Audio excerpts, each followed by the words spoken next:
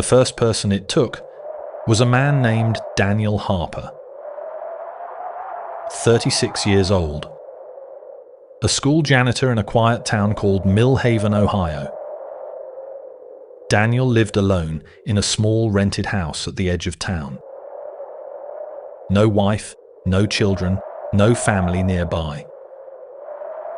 Which is why no one noticed when something else started living inside him.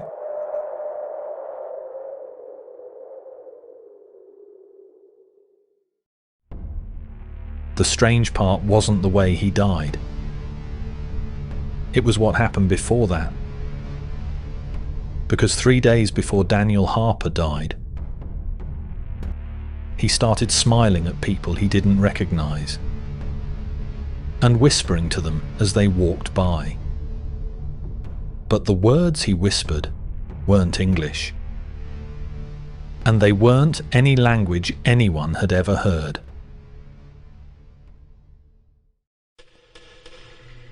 The police report would later say, possible psychotic episode. But the recordings taken from Daniel's phone told a very different story, because on the final night of his life, Daniel Harper looked directly into the camera and said something in a voice that wasn't his. He said, "This body is temporary. But there are so many more." Welcome to Scary Stories After Dark, where the quiet never stays quiet for long. The first person to see that video was Ethan Ward, a freelance journalist, 32 years old, and someone who had spent the last 5 years investigating strange stories people usually ignored. Disappearances, unexplained deaths, small-town mysteries that never quite made the news. The video was sent to him anonymously. No message, no explanation, just a file named Harper_final.mp4. Ethan almost deleted it until he pressed play. At first, it looked like a normal phone recording. Daniel Harper sat in a dim kitchen, a single light bulb above him. But the longer Ethan watched, the more wrong things began to appear. Daniel wasn't blinking, not once. 3 full minutes passed. No blinking, no shifting, no breathing movement in his chest. Just that same stiff smile. Then Daniel spoke.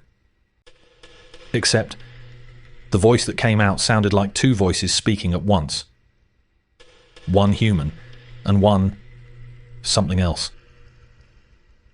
"This body is failing, but the door is open now."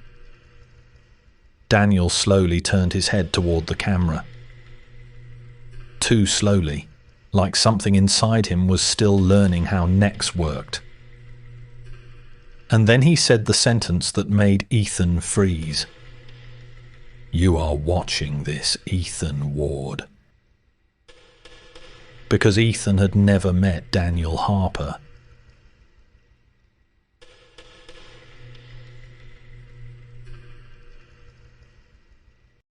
Two days after watching the video, Ethan drove to Mill Haven, population 6,400 people. A quiet American town surrounded by forest and farmland. The kind of place where everyone knows everyone. Except recently, people had started changing. It began with small things. A waitress who suddenly stopped talking mid-sentence, a mechanic who stared at customers without responding, a school teacher who forgot the names of her own students, and then came the smiles. The same smile Daniel Harper had in the video, wide, still, empty. Ethan first noticed it at a gas station. The clerk scanned his items, looked up and smiled. The exact same smile. The clerk leaned forward slightly and whispered, "You watched the video." Ethan's stomach dropped. "How do you know my name?" The clerk tilted his head, slow, mechanical. Then said something in that same impossible language. A wet, clicking sound, like bones grinding together, and then the clerk collapsed, right there behind the counter. Dead, just like Daniel Harper. The coroner called it cardiac arrest. But Ethan noticed something strange. Every victim had recorded something, videos, voice messages, short clips, all of them saying similar things, not the same words, but the same meaning. It's easier with each body. Human minds break quickly. Soon we won't need to hide. And then Ethan found the oldest recording, a VHS tape from 1978, recovered from an abandoned psychiatric hospital. In the tape, a patient sits strapped to a chair. Doctors asking questions. The patient suddenly looks straight at the camera and says something chilling. "This one lasted 3 months, but your species is fragile. Soon we will walk freely." Then the patient bites through his own tongue and dies. That's when Ethan realized something terrifying. This thing had been jumping between people for decades, maybe longer.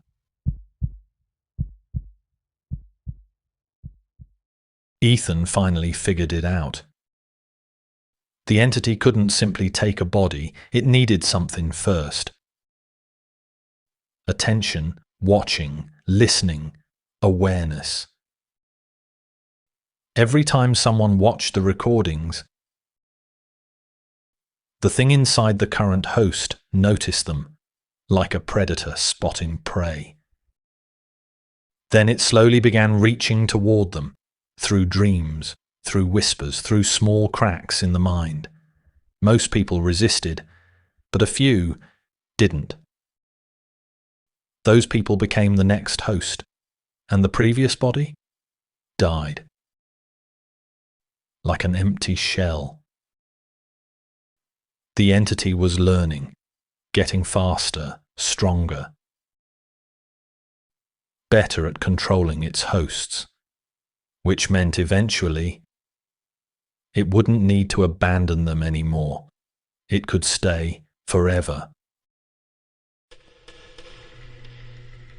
3 days later, Millhaven went silent. Phones stopped answering. Police radio went quiet. And Ethan realized something horrifying. The entity had found a perfect host. Someone strong enough to hold it. Someone whose mind didn't break. And when Ethan finally saw that person, his blood went cold. Because the host was the town sheriff. Sheriff Caleb Monroe. A man known for his discipline, his calm mind, his mental strength. If the entity stayed inside him, it might never need another body again.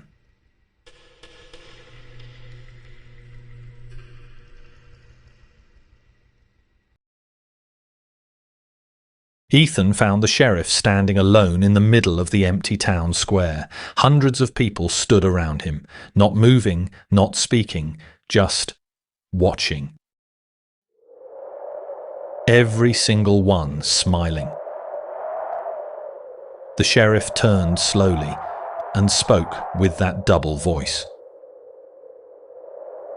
"Your species is nearly ready." Ethan realized the truth. All those people were partially infected, waiting, connected, like a network. And the sheriff was the center, the core. If the core died, maybe the thing would die with him. So Ethan did the only thing left. He rammed his truck straight into the sheriff. Full speed. Metal screamed. Glass exploded. The sheriff's body hit the pavement. And for the first time, the entity screamed. Not with a human voice, but something ancient. Something furious. Something dying. And then, silence.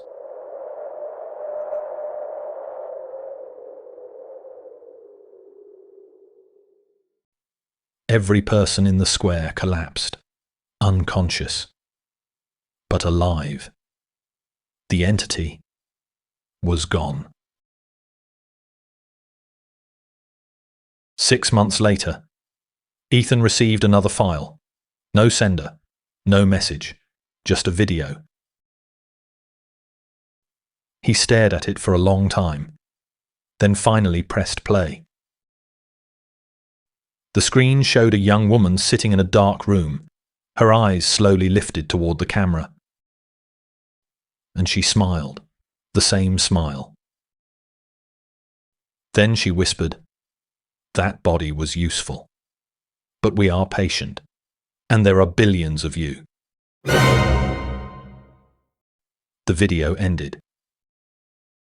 And Ethan realized something horrifying. The entity hadn't died. It had only lost one host.